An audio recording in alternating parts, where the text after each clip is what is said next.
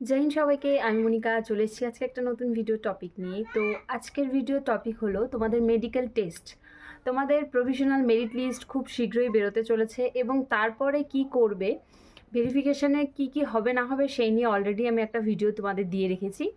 আর তোমাদের সকলেই প্রশ্ন প্রচুর প্রচুর কমেন্ট আসছে যে মেডিকেল টেস্ট নিয়ে একটা ভিডিও বানাও, মেডিকেল টেস্টে কি কি হয়। অনেকে ভয় পাচ্ছ যে আমার সমস্যা রয়েছে বা এই সমস্যা রয়েছে ওই সমস্যা রয়েছে, তো মেডিকেলে কি আটকিয়ে দেবে নাকি ফিট করে দেবে, এই এই সমস্যা থাকলে কি আনফিট করে দেবে। তো বিভিন্ন সমস্যা তোমাদের কমেন্টে আমি দেখছি, তো সেই জন্যই আজকের ভিডিওটা তোমাদের জন্য। তো সবার প্রথমে আমি এটুকুই তোমাদের বলবো, দেখো নিজের উপর বিশ্বাস রাখো। এতগুলো স্টেপ পার করে তুমি এই জায়গায় এসেছো, এই জায়গায় পৌঁছেছো। এখন যদি তুমি মেডিকেল নিয়ে ভয় পাও তাহলে কিন্তু তোমাকে এটা একদমই শোভা পায় না। দেখো আমি বলবো তুমি নিশ্চিন্ত থাকো। যদি তোমার কোনো মাইনর প্রবলেম থেকে থাকে তাহলে কোনো টেনশন নেই। আদারওয়াইজ যদি তোমার কোনো মেজর প্রবলেম থাকে, যদি তোমার শারীরিক সমস্যা থেকে থাকে, আশা করব নেই, কারণ তোমরা অলরেডি পিএমটি পিইটি ক্লিয়ার করে এসছো। যদি তোমাদের সেরকম মেজর প্রবলেম থাকতো তোমরা অবশ্যই রান পাস করে আসতে পারতে না। এবার রানটা যথেষ্টই টাফ ছিল মেয়েদের জন্য, আর ছেলেদের জন্য তো প্রতিবার এরকই হয়। তো আশা করব যে কোনো মেজর প্রবলেম তোমাদের নেই। আর যদি না থেকে থাকে তাহলে তোমরা এত টেনশন করার কিচ্ছু নেই।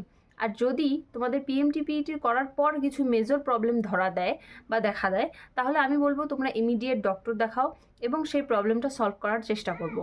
আর আর এরপর আসছি যে যাদের মাইনর প্রবলেম বা কোনো প্রবলেমই নেই, বা কারোর একটু রক্ত কম আছে বা কিছু, তো তাদের জন্য আমি বলবো দেখো এটা কিন্তু জিডির মেডিকেল নয়, এটা কিন্তু সেন্ট্রালের মেডিকেল নয়, এটা স্টেট পুলিশের মেডিকেল। তো ডাব্লিউপি মেডিকেল কিন্তু আহামরি খুব ভয় পাওয়ার মতন কিচ্ছু নেই। তুমি কিন্তু অলরেডি চাকরিটা পেয়ে গেছো। তুমি যদি মেডিকেলে আনফিট হও তবুও কিন্তু তোমার চাকরিটা যাবে না, সেটা নিয়ে তোমাকে টেনশন করার কোনো প্রয়োজন নেই। তুমি সিলেক্টেড মানে তোমার চাকরিটা থেকেই যাবে।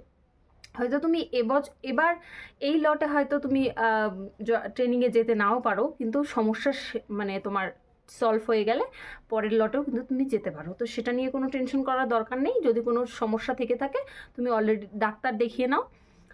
আর যাদের কোনো প্রবলেম নেই, আনফিট হওয়ার কোনো প্রশ্নই নেই, তাদের বলবো কোনো ভয় পাওয়ার কিচ্ছু নেই। তোমাদের যাদের নাম্বার ঠিকঠাক আছে তারা অবশ্যই ব্যাগ গোছানো শুরু করে দাও। তো এবার আমি আসছি যে কি কি টেস্ট হবে তোমাদের। দেখো মেডিকেল মানে শুধু যে মেডিকেল এরকম না, কিছু তো টেস্ট করবে তোমাদের। তো এই মেডিকেলে কি কি টেস্ট হয়, কোন কোন স্টেপের ওপর দিয়ে তোমাদের যেতে হবে, তো সেই নিয়ে আমি আজকে আলোচনা করব।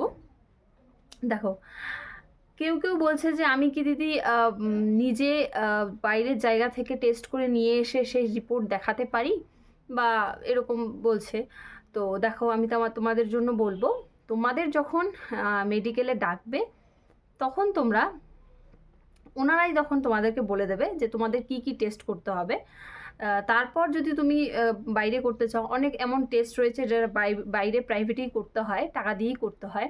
তো তোমরা যদি সেটা আলাদা জায়গা থেকে করে আনতে পারো তাহলে কোনো সমস্যা নেই। কিন্তু ওনারা যদি বলে যে সবাই এই অমুক জায়গা থেকেই করো, যেমন আমরা যে বাইরের টেস্টগুলো হয়েছিল সেই টেস্টগুলো আমরা কিন্তু একটা জায়গা থেকেই সবাই করেছিলাম। আমরা সেই রিক্রুটমেন্টে যতজন মেয়ে ছিলাম আমাদের ডিস্ট্রিক্ট থেকে, তারা সকলেই কিন্তু একটা জায়গা থেকেই করেছিলাম। তো এটা করতে পারো। এবার হচ্ছে টেস্ট কি কি হবে দেখো, সবার প্রথমে হচ্ছে চেস্ট এক্সরে, সেটা তোমার ফ্রন্ট এবং ব্যাক দুটোই করাবে, দুটোই হবে। এটা কিন্তু তুমি এটা কিন্তু তোমার বাইরেই কোথাও গিয়ে করতে হবে, ঠিক আছে। এরপর টাকা দিয়েই করতে হবে। এরপর কিছু কিছু টেস্ট তোমাদের সরকারি মতো হবে, সরকারি ডিস্ট্রিক্ট হসপিটাল থেকে তোমাদের করানো হবে। সেটা ওনারাই নিয়ে যাবে, ওনারাই সব কিছু বলে দেবে, ঘাবড়ানোর কোনো কিছু প্রয়োজন নেই। আর ব্লাড টেস্ট, সেই ব্লাড টেস্টের মধ্যেই সব কিছু পড়ে যায়, সুগার তারপরে তোমার যা যা আছে সেগুলো ওই ব্লাড টেস্টের মধ্যেই পড়ে যায়, সেটাও তোমাদের নর্মালি হবে। এরপর হচ্ছে ইসিজি রিপোর্ট। ইসিজি রিপোর্ট হয়তো একদিনে নাও আসতে পারে, পরের দিন দিতে পারে। আর ব্লাড প্রেশার, আর তোমার আই, আর হচ্ছে ইয়ার চেক করবে, ঠিক আছে। আর অনেকে বলছে যে দাঁতে সমস্যা থাকলে কি কোনো সমস্যা হবে, তো না, কোনো সমস্যা নেই। তোমার যদি দাঁতে মোটামুটিভাবে মেজর প্রবলেম লোকের কমই দেখা দেয়, হয় দাঁত তোলা বা পোকা খাওয়া বা এইরকম সমস্যা দেখা দেয়। আমার নিজেরও দাঁতের সমস্যা ছিল, তো সেটা নিয়ে কোনো সমস্যা হয়নি। আর যারা যারা চশমা পরো তারা জিজ্ঞেস করছো কি করব, চশমা পরি, দেখতে এই মাইনাস প্রবলেম, এক চোখে দেখি এক চোখে দেখি না এরকম সমস্যা। তো আমি তাদেরকে সাজেস্ট করব, তোমরা সব টেস্টই তো ডিস্ট্রিক্ট হসপিটালে হবে, তোমরা যখন ডক্টরবাবুর সাথে কথা বলবে তখন তোমরা একটু ভালো করে কথা বলে নেবে। আর তোমাদের যখন ওয়ার্ড পড়তে দেওয়া হবে তোমরা একটু ডাক্তারবাবুকে বলে নেবেন যাতে উনি কোঅপারেট করেন এবং তোমাদের যাতে ফিট করে দেয়। তো আশা করে দেবে, ওনারা অনেক ভালো হয়। কোনো ডক্টরই চায় না যে এত দূর পর্যন্ত আসার পরে আমি তাকে আনফিট করে দিই। তো সেটা বলবো। আশা করব তোমাদের খুব সমস্যা নেই চোখে, কারণ তোমরা যেহেতু পড়াশুনো করে পাশ করেছো, তার মানে তোমরা পড়তে লিখতে জানো, পারো, চোখের সেই সমস্যাটা হয় না। তো আশা করবো সেই ক্ষেত্রে সমস্যা হবে না। আর ইয়ারের ক্ষেত্রে সেটাও ডিস্ট্রিক্ট হসপিটালেই হবে। ইয়ারে তোমাকে একটা সাউন্ড দেওয়া হবে, মানে কানে একদম হালকা একটা সাউন্ড, সেই সাউন্ডটা তোমাকে শুনতে হবে, তোমাকে জিজ্ঞেস করবে, তোমাকে বলতে হবে হ্যাঁ শুনতে পেরেছি এরকম। আর আহামরি কোনো সমস্যার কিচ্ছু নেই, সব কিছু নর্মালি হয়। আর এরপর তোমাদের এই সব কিছু ফিট সার্টিফিকেট তোমাকে কিন্তু দেখাতে হবে, HM-এর কাছে যাবে। তোমার প্রত্যেকটা যে প্রত্যেকটা ডিস্ট্রিক্টেই একজন চিফ মেডিকেল অফিসার যিনি থাকেন, তিনি কিন্তু তোমার সব তোমাকে যতক্ষণ না ফিট দিচ্ছে ততক্ষণ তুমি ফিট নও, তো তোমাকে কিন্তু ফিটটা দেবে, ঠিক আছে? তো উনি তোমাকে যতক্ষণ না ফিট দিচ্ছে, উনি তোমাকে দেখবে, দেখে তারপরে তোমার সব সার্টিফিকেট দেখে তারপরে তোমাকে ফিট দেবে, তারপরে কিন্তু মেডিকেলে তুমি কোয়ালিফাই হয়ে যাবে, তারপরে আর কোনো সমস্যা নেই।